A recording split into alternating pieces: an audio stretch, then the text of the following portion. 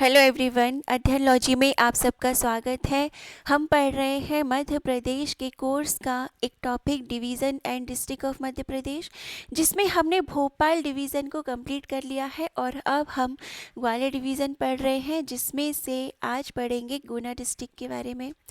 इससे पहले हमने अशोकनगर और ग्वालियर इन दो डिस्ट्रिक्ट को कवर कर लिया है। ये हमारा मध्य प्रदेश के कोर्स का लेसन नंबर 9 है। इससे पहले वाले वीडियोस आपको देखना हो तो आप प्लेलिस्ट में जाकर उनको चेक कर सकते हैं।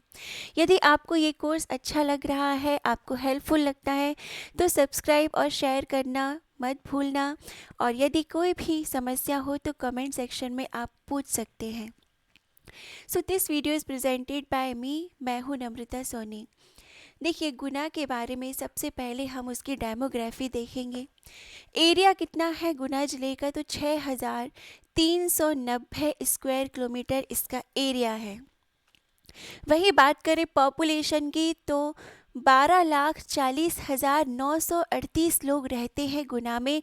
लिटरेसी रेट है यहाँ की 65.1% और सेक्स रेशो है यहाँ का 910, 910 है सेक्स रेशो। ये देखिए, ये है गुना जिला और कितनी तहसीलें हैं यहाँ पे, तो उसके बारे में हम आगे बात करेंगे। अभी देखिए कौन कौन से जिलों से ये घिरा हुआ रहता है हमारा गुना जिला। तो बात करेंगे ऊपर नॉर्थ ईस्ट में, हमने देखा था ये नॉर्थ डायरेक्शन होती है, नीचे साउथ डायरेक्शन होती है, यहाँ पे ईस्ट और वेस्ट होता है। तो नॉर्थ ईस्ट की तरफ है हमारा शिवपुरी, ईस्ट में अशोकनगर है, उसके बाद साउथ ईस्ट में विदिशा है, फिर साउथ में भोपाल भी टच होता है और राजगढ़ टच होता है साउथ वेस्ट डायरेक्शन में। उसके बाद राजस्थान, इसके दो ज़िले हैं झालावाड़ और बारन डिस्ट्रिक्ट। ये दो डिस्ट्रिक्ट राजस्थान के टच होते हैं गुना ज़िले से, ठीक है, ये यहाँ पर भी लिखा हुआ है। और गुना को कहा जाता है gateway of Malwa and Chambal, क्योंकि ये एक स्ट्रैटेजिक लोकेशन पर स्थित है इसलिए। रिवर्स की बात करें तो गुना में सबसे मुख्य दो नदियां हैं, है ना। कौन कौन सी है? पार्वती और सिंध। सिंध नदी यहाँ पर अशोकनगर और गुना के बीच में बाउंड्री मीन्स डिवाइड करती है दोनों को। और पार्वती नदी इस तरफ है, पार्वती नदी फ्लो होती है और कूनो रिवर है। तो तीन नदियाँ बहुत फेमस हैं गुना में, मुख्य दो है पार्वती और सिंध। ओके, अब हम थोड़ी सी हिस्ट्री देखेंगे गुना की। तो प्राचीन काल से लेकर के अभी तक पूरी हम हिस्ट्री पढ़ेंगे गुना की। प्राचीन काल में गुना क्या था? एंशियंट टाइम में अवंती का हिस्सा था गुना। प्रयोदत्ता डायनेस्टी जो थी वो रूल करती थी जब अवंती पर, तो अवंती बहुत ज़्यादा पावरफुल था प्रयोदत्ता डायनेस्टी के समय पर। और ये जो प्रयोदत्ता डायनेस्टी है ये गौतम बुद्ध के समकालीन माने जाते हैं, गौतम बुद्ध के समकालीन थे। और गुना क्या था? इसका भाग था अवंती का। अब ये अवंती क्या है? तो अवंती जो 16 महाजनपद थे, 16 महाजनपद, उसमें से एक अवंती भी था, ठीक है। तो हमारे मध्य प्रदेश में दो महाजनपद थे, एक अवंती और दूसरा था चेदी, ठीक है। और एक और बात इम्पॉर्टेंट, ये 16 महाजनपद का उल्लेख कहाँ पर है? तो बौद्ध धर्म के अंगुत्तर निकाय और जैन धर्म के भगवती सूत्र, इन दोनों में 16 महाजनपद का वर्णन है, ठीक है। तो प्रयोदत्ता डायनेस्टी के बाद में शिशुनाग आते हैं और वो अवंती को मगध में मर्ज कर लेते हैं। तो फिर गुना क्या हो जाता है? मगध का हिस्सा बन गया। और फिर मध्यकाल में राघोगढ़ राज्य, राघोगढ़ रियासत का हिस्सा था गुना, जो राघोगढ़ अब एक तहसील है गुना की। उसके बाद सिंधिया डायनेस्टी ने रूल किया। एक बात पूछी जाती है एग्जाम्स में कि 1810 में उज्जैन से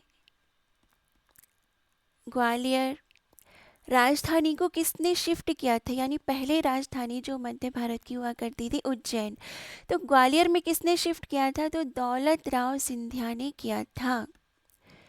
दौलत राव सिंधिया, इन्होंने उज्जैन से ग्वालियर में राजधानी को शिफ्ट किया था। ठीक है, याद रखना, दौलत थी इनके पास तो ये उठाकर ले आए थे ग्वालियर में। ओके, फिर उसके बाद क्या होता है, 19th सेंचुरी में ईसागढ़ डिस्ट्रिक्ट थी और ये उसका विलेज था। क्या, गुना ईसागढ़ का एक विलेज था। ठीक है, अब ईसागढ़ क्या है, अशोकनगर की एक तहसील है। फिर 1909 में जब स्टेट डिस्ट्रिक्ट रीऑर्गेनाइजेशन हो रहा था, यानी स्टेट के जो राज्य के ज़िले बन रहे थे, तो ज़िले का हेडक्वार्टर कहाँ शिफ्ट किया था, बजरंगगढ़ में। यानी पहले ईसागढ़ था, ईसागढ़ से उठा के बजरंगगढ़ ले आए थे, क्योंकि गुना क्या था, कैंटोनमेंट था ना, सेना रहती थी यहाँ पे। उसके बाद गुना कब जिला बना, तो 5 नवंबर 1922 को गुना जिला बना था। यानी कि जब 1948 में जब मध्य भारत बना था तो 16 डिस्ट्रिक्ट जो थे, तो 16 डिस्ट्रिक्ट में स्वतंत्रता के बाद गुना उनमें शामिल था। ठीक है, पहले से ही जिला था। फिर जब स्टेट रीऑर्गेनाइजेशन एक्ट आया था 1956 का, उसमें जो गुना है वो मध्य प्रदेश का जिला बन गया था। यानी पहले मध्य भारत का भी जिला रहा है और मध्य प्रदेश का भी। स्टेट रीऑर्गेनाइजेशन एक्ट के बारे में पूछा जाता है एग्जाम में, इसके हेड कौन थे, कौन अध्यक्ष था, तो फैजल अली। फैजल अली इसके अध्यक्ष थे और 2 और मेंबर थे इसके, कौन कौन थे, के.एम. पाणिकर और हृदयनाथ कुंजरू।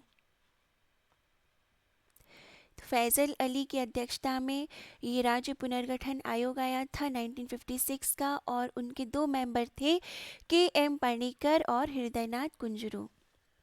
सो ये पूरी हिस्ट्री थी गुना की कि किस तरह से पहले ईसागढ़ का, यहाँ से देखें तो पहले अवंती का भाग था, फिर मगध का बना, फिर राघोगढ़ राज्य का था, उसके बाद सिंधिया का रूल आया यहाँ पर, और उन्होंने फिर उज्जैन से ग्वालियर राजधानी ट्रांसफ़र की थी दौलत राव सिंधिया ने। ईसागढ़ का गांव रहा था पहले 19th सेंचुरी में।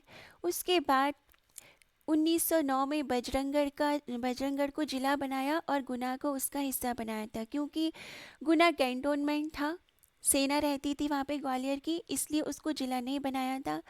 बाद में इंफ्रास्ट्रक्चर ज़्यादा अच्छा था गुना का, रेलवे लाइन यहाँ से होके गुजरती थी, एबी रोड थी, तो उसके बाद 1922 में इसको जिला बनाया गया था, और फिर बाद में मध्य प्रदेश का भी ये जिला था पहले से। ठीक है, अब देखते हैं कि कौन कौन सी तहसील है इसकी, तो गुना, राघोगढ़, चाचौड़ा, आरोन, बामोरी, मकसूदनगढ़ और कुंभराज। तो इसकी 7 तहसीलें हैं। इनमें से राघोगढ़ जो तहसील है वो दिग्विजय सिंह की जन्मस्थली है। कहते हैं कि 14th सीएम थे मध्य प्रदेश के दिग्विजय सिंह जी, 1993 से 2003 तक चीफ मिनिस्टर रहे हैं मध्य प्रदेश के। यानी कि जब अशोकनगर 2003 में सेपरेट हुआ था गुना से, तब कौन था चीफ मिनिस्टर, तो दिग्विजय सिंह थे। 3 जिले बने थे उस वक्त, अशोकनगर, अनूपपुर और बुरहानपुर। तो जब ये 3 जिले बने थे तो दिग्विजय सिंह थे। और 2000 में, जब 2000 में मध्य प्रदेश सेपरेट स्टेट बना था, छत्तीसगढ़ अलग हुआ था, तब भी कौन था, तो दिग्विजय सिंह थे। ये इनके बारे में इम्पॉर्टेंट बात थी। इनके बाद फिर हमारे यहाँ सीएम बनी थी उमा भारती। उमा भारती के बाद बाबूलाल गौर, और फिर शिवराज सिंह चौहान 3 बार रहे। उसके बाद कमलनाथ सरकार आई और फिर से अब शिवराज सिंह चौहान। तो ये चीफ मिनिस्टर का ऑर्डर था थोड़ा सा। अब कुंभराज के बारे में देखिए, कुंभराज जो तहसील है गुना की, वो फेमस है किसके लिए? धनिया के लिए। एशिया का लार्जेस्ट कोरिएंडर मार्केट है, यानी धनिया का जो मार्केट है एशिया का सबसे ज़्यादा है। इसको कोरिएंडर सिटी कहते हैं कुंभराज को। और जेपी यूनिवर्सिटी जो है इंजीनियरिंग एंड टेक्नोलॉजी की, ये फर्स्ट प्राइवेट स्टेट यूनिवर्सिटी है मध्य प्रदेश की, राइट। अब इकोनॉमी देखेंगे हम गुना की, तो गुना ने एग्रीकल्चर और इंडस्ट्रियलाइजेशन दोनों को बहुत अच्छे से परफेक्टली बैलेंस करा हुआ है, हमने अभी देखा ही है, ठीक है। वीट, शोरगम, लेग्यूम्स, कॉर्न और मसाला पार्क है यहाँ पे। ये इम्पॉर्टेंट फसल है इसकी, गेहूँ, ज्वार, फलियाँ और कॉर्न, मक्के, और यहाँ पर मसाला पार्क भी है, यानी मसाले भी होते हैं गुना में। हमने अभी देखा कुंभराज में धनिया बहुत ज़्यादा होता है। फिर इंडस्ट्रीज़ देखें तो एनएफएल है यहाँ पर विजयपुर में, नेशनल फर्टिलाइज़र लिमिटेड है, गेल है, gas authority of India limited, IOCL का बॉटलिंग प्लांट है, शुगर फैक्ट्री नारायणपुरा में। इनको थोड़ा सा डिटेल में भी देख लेते हैं। देखिए जो एनएफएल है, नेशनल फर्टिलाइज़र लिमिटेड विजयपुर में, ये एक मिनी रत्न कंपनी है जिसका हेड ऑफिस नोएडा में है। और इस्टेब्लिश कब हुआ था ये? तो 1979 में ये इस्टेब्लिश हुआ था। मेन काम क्या है? मैन्युफैक्चर करना और मार्केटिंग करना किस चीज़ की? यूरिया की, है ना, फर्टिलाइज़र्स बनाना, नीम कोटेड यूरिया बनाते हैं ये। और क्या क्या लोकेशन है देखिए एनएफएल की पूरे इंडिया में, तो 5 प्लांट हैं एनएफएल के, 2 पंजाब में है, नांगल और भटिंडा में, 1 हरियाणा में है पानीपत में, और 2 मध्य प्रदेश के विजयपुर में है, विजयपुर 1 और 2।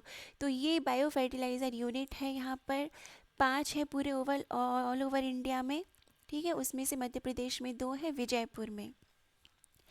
सेकेंड लार्जेस्ट प्रोड्यूसर है ये यूरिया का हमारी कंट्री का। इसके बाद है GAIL, gas authority of India limited. इसकी स्थापना हुई थी 1984 में राजीव गांधी के द्वारा। हेडक्वार्टर कहाँ है इसका? न्यू दिल्ली में है। क्या काम था इसका? सबसे पहले जो पाइपलाइन बनाई गई थी हजीरा विजयपुर जगदीशपुर पाइपलाइन प्रोजेक्ट, इसका कंस्ट्रक्शन और इसका ऑपरेशन और मेंटेनेंस करने के लिए इसकी स्थापना की गई थी, ओके। और ये जो पाइपलाइन थी हजीरा विजयपुर जगदीशपुर, यानी ये जो पाइपलाइन प्रोजेक्ट था, ये largest cross country natural gas pipeline project था पूरे विश्व का, यानी सबसे बड़ी पाइपलाइन थी ये याद रखना। नवरत्न का स्टेटस मिला था गेल को 1997 में, और उसके बाद 2013 में महारत्न का स्टेटस मिल गया इसको, गेल को। तो अभी एट प्रेजेंट कितनी महानवरत्न कंपनियां हैं? तो 10 महानवरत्न कंपनियां हैं, 14 नवरत्न है, 10 महारत्न है, 14 नवरत्न कंपनियां हैं, और 74 मिनी रत्न कंपनियां हैं भारत में। देखिए जो महारत्न का स्टेटस है गवर्नमेंट ऑफ इंडिया के द्वारा जब दिया जाता है, जब आपकी कंपनी का जो टर्नओवर है लास्ट 3 ईयर का वो 25,000 करोड़ का हो, ठीक है, टर्नओवर।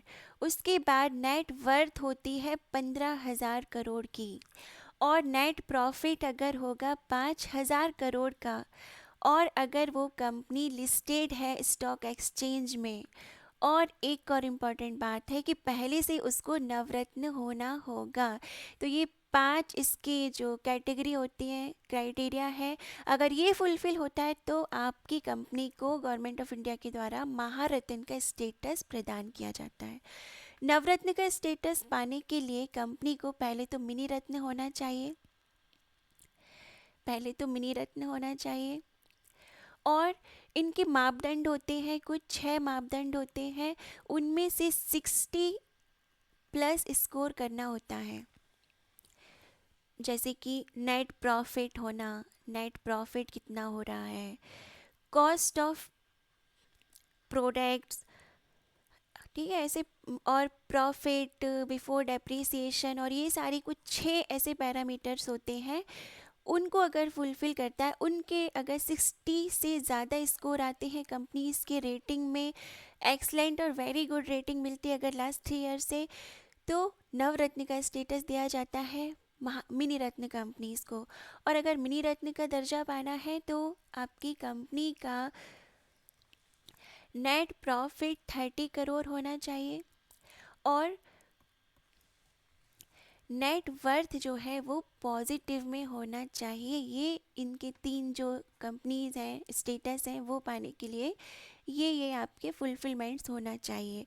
तो हमने ये थोड़ा सा एक्स्ट्रा पढ़ लिया।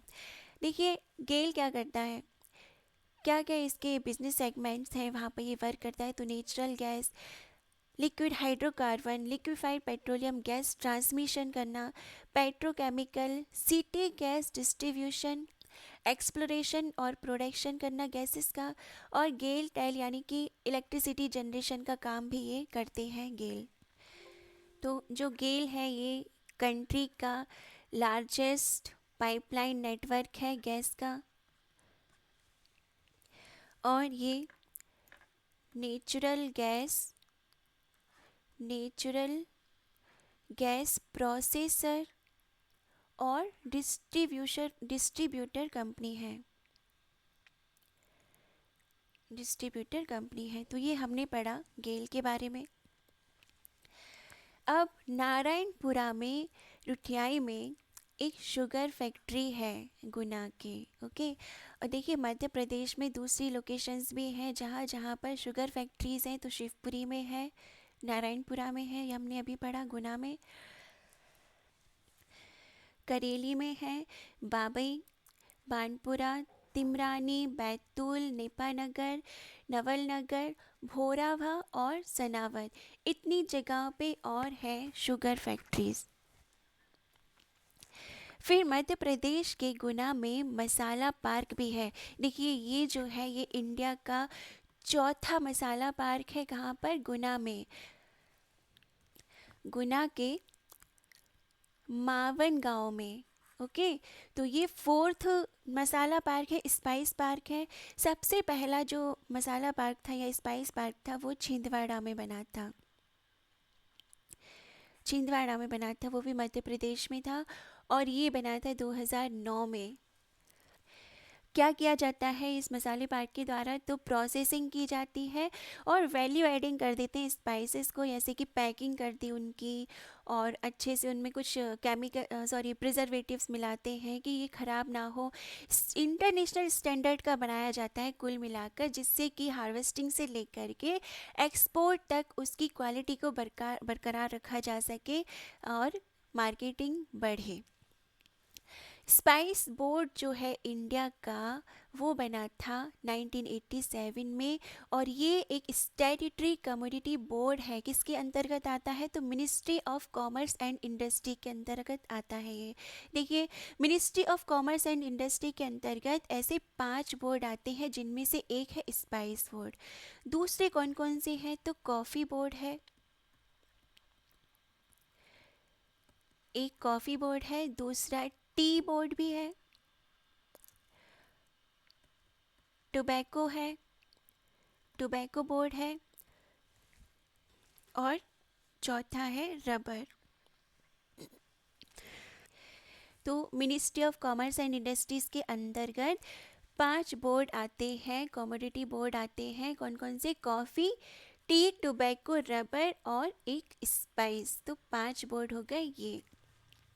अब देखिए जो स्पाइस बोर्ड है ये क्या करता है, इसके काम क्या होते हैं? प्रमोट करता है कि आप ऑर्गेनिक प्रोडक्शन करें, ओके। और रजिस्ट्रेशन करता है एक्सपोर्टर्स का, maintain and monitoring the quality, तो क्वालिटी को कैसे मेंटेन किया जाए इसकी गाइडलाइंस तैयार करते हैं। फार्मर्स के लिए गाइडलाइंस तैयार करते हैं कि किस तरह से आपको क्या उगाना है, कहाँ पर। ये सारी चीज़ें मसाला पार्क यानी कि स्पाइस बोर्ड के द्वारा किया जाता है, और ये मसाला पार्क बना गया है। ये चौथा था। हमने अभी देखा, पहला छिंदवाड़ा में बना, फिर पुट्टैडी केरला में बना, उसके बाद जोधपुर में राजस्थान में, और ये फोर्थ है कहाँ पे, गुना मावन एमपी का। ठीक है, और भी प्रपोज्ड है, मैं लिख देती हूँ यहाँ पे, शिवगंगा तमिलनाडु में, गुंटूर आंध्र प्रदेश में, कोटा राजस्थान और रायबरेली यूपी, यहाँ पर भी प्रपोज्ड है, लेकिन कंप्लीट कितने हैं, 4 कंप्लीटेड हैं।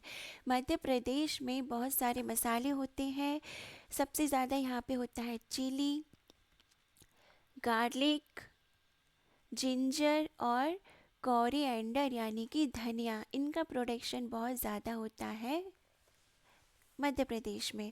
इंडिया के बारे में लिखा हुआ है, देखिए इंडिया जो है वो सबसे ज़्यादा प्रोड्यूसर एंड कंज्यूमर यानी कि उत्पादक और उसका उपभोग करना सबसे ज़्यादा इंडिया में होता है स्पाइसेस का, यानी हम सबसे ज़्यादा उगाते भी हैं और सबसे ज़्यादा कंज्यूम भी करते, खाते भी हैं मसाले पूरे विश्व भर में।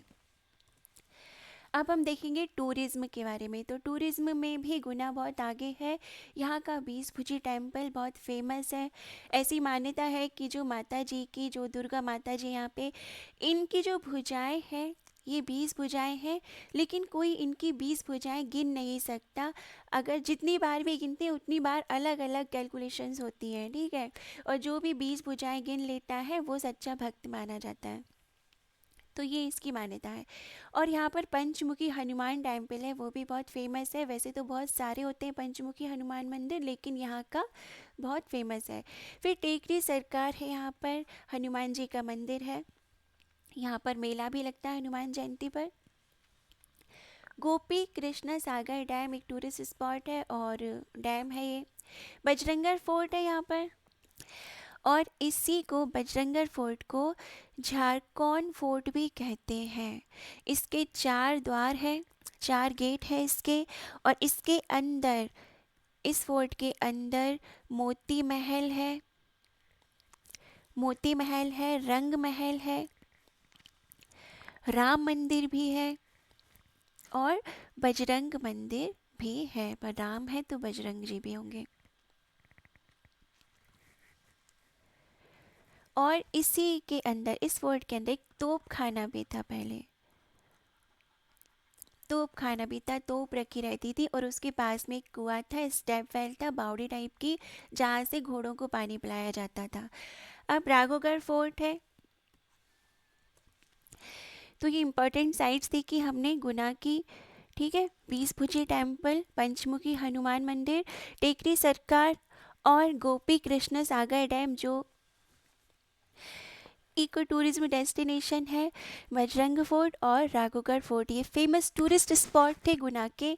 अब हम देखें यहाँ पे कौन से मेले लगते हैं, तो सबसे पहले बात करें तो टेकरी सरकार मेला लगता है, हनुमान जयंती पर इसका आयोजन होता है, बहुत बड़ा मेला लगता है। फिर तेजा जी का मेला भी गुना में ही लगता है। तेजा जी का ऐसा मानते हैं कि ये सांप का जहर निकाल देते थे, तो ये उनके ही लिए ही ये मेला लगता है। 75 सालों से लगता आ रहा है ये मेला। हीरा भूमिया का मेला भी यहाँ लगता है, बाबा हीरा मन के नाम पर लगता है ये, बाबा हीरा मन के नाम पर हीरा भूमिया का मेला लगता है। 100 वर्षों से पुराना है ये मेला। अब इम्पॉर्टेंट पर्सन की बात करें तो रमेश चंद्र लाहौटी, ये 35वें चीफ जस्टिस रहे हैं इंडिया के। ये गुना बॉर्न है, गुना में इनका जन्म हुआ था, गुना से ताल्लुक़ रखते हैं। ये 2004 से 5 तक चीफ जस्टिस ऑफ इंडिया रहे थे, 35वें रमेश चंद्र लाहौटी। और जनजातियों की बात करें तो भील और सहरिया यहाँ की मुख्य जनजाति है गुना ज़िले की। और डिलाइट्स की बात करें तो कचौरी और पोहा यहाँ का फेमस है गुना का। तो आज हमने बात की गुना ज़िले के बारे में, हमने पूरी हिस्ट्री देखी इसकी, ज्योग्राफी देखी, इकोनॉमी देखी और इम्पॉर्टेंट पर्सन्स भी देखे। तो आई होप आपको बहुत कुछ जानने को मिला होगा। Thanks for watching this. अगर आपको पसंद आया हो तो please share and subscribe. Thank you very much for watching.